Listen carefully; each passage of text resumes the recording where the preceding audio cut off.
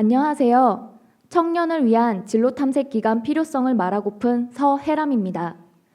여러분은 꾸준하지 못한 사람을 보면 어떤 생각이 드시나요? 한심해, 노력이 부족하군. 요즘 젊은 것들은. 네, 제가 바로 그 젊은 것들 중 하나입니다. 20대 후반, 여전히 진로 탐색을 하고 있는 저는 오늘날까지 3번의 진로를 바꿨습니다. 고등학생 땐 이과, 대학생 땐 문과, 사회초년생엔 방송을, 지금은 IT 분야를 공부하고 있습니다. 저는 도전과 실패의 경험들이 꿈의 밑거름이 된다 믿기 때문입니다.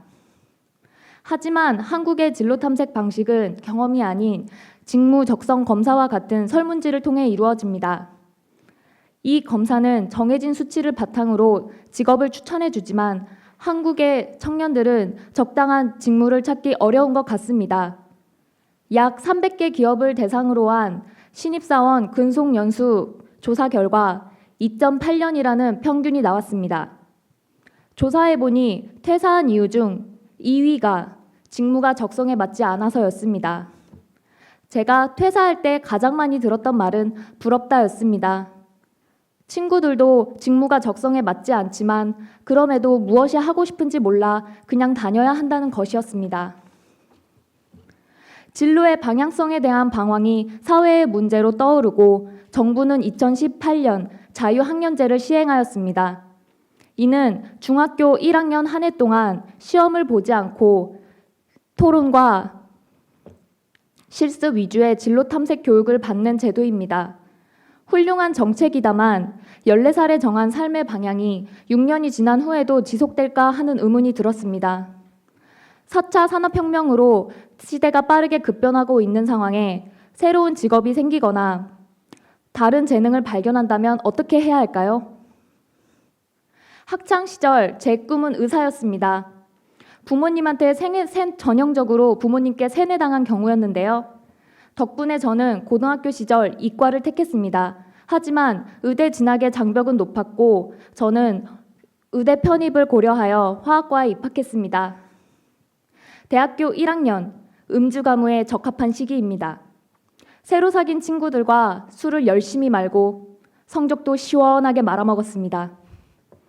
마냥 즐거울 줄 알았던 전공 공부는 생각보다 흥미롭지 않았고 저는 의욕을 잃었습니다. 반면 학점을 채우기 위해 들었던 인문학 강의에서 좋은 점수를 받아 다음 학기 해당 전공으로 모든 과목을 듣는 도박을 걸었고 결과는 만족스러웠습니다. 주저할 이유 없이 인문계열로 전과였습니다. 당연히 성적도 좋았고 졸업 때 장학금도 받았습니다. 꽃길만 걸을 것 같던 제 삶은 취업이란 문 앞에 막혀버렸습니다. 결국 졸업을 유예하고 취준생의 길을 걷던 중 방송 외주 제작사에서 일할 기회가 생겼습니다. TV 속 화려함에 대한 호기심을 안고 첫 사회생활을 시작하였습니다. 하지만 무작정 입성한 방송계는 허락하지 않았습니다. 제작자는 주체자가 아닌 연예인과 같은 이들의 조력자였습니다. 극심한 스트레스를 받고 제 업무 성향이 주체자임을 깨닫고 다른 진로를 위해 그만두어야 했습니다. 경험을 통해 제 성향을 알 수 있었지만 모든 경험을 다 하고 나니 벌써 20대 후반 백수가 되었습니다. 다양한 활동을 체험하여 자신이 나아갈 방향을 설정하는 기간을 갭 이어라고 합니다.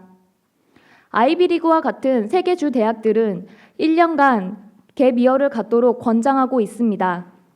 도쿄의 한 명문대 교수는 학생들이 스스로의 삶에 대한 의욕과 확신을 갖게 해주고 싶다라며 갭 이어 필요성을 강조했습니다.